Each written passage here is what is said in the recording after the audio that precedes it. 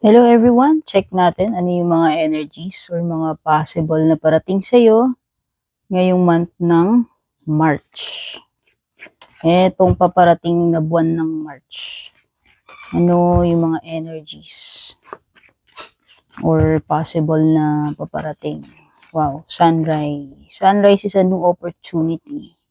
A new venture na you will embark upon. It could be new business, no opportunities sa career, or opportunities of meeting new people. Meron kang wise person na mamimit or mangangailangan ka ng professional or legal advice. Could be a help of a professional like doctor, lawyer, etc. Mule is pagiging stubborn eh. Kung halimbawang ikaw ito, this is an advice for you na kailangan hindi matigas ang ulo mo. Kailangan maging flexible ka.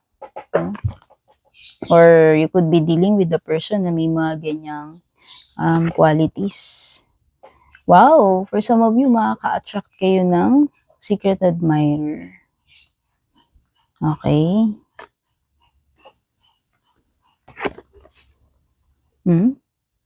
Changes. Oo. Itong magagandang changes na to, darating lamang sa'yo to kung ikaw ay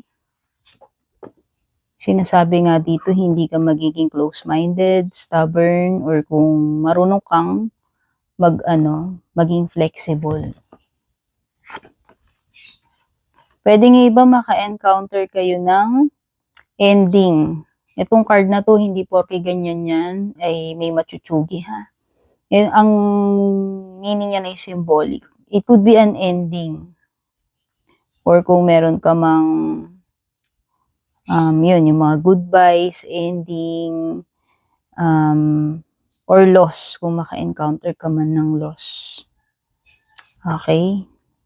So, yan yung some of the energies na pick up ko. Maaaring paparating sa inyo ngayong March, pero meron baka bigyan ko pa tong reading na to nung part 2, part 3, who knows?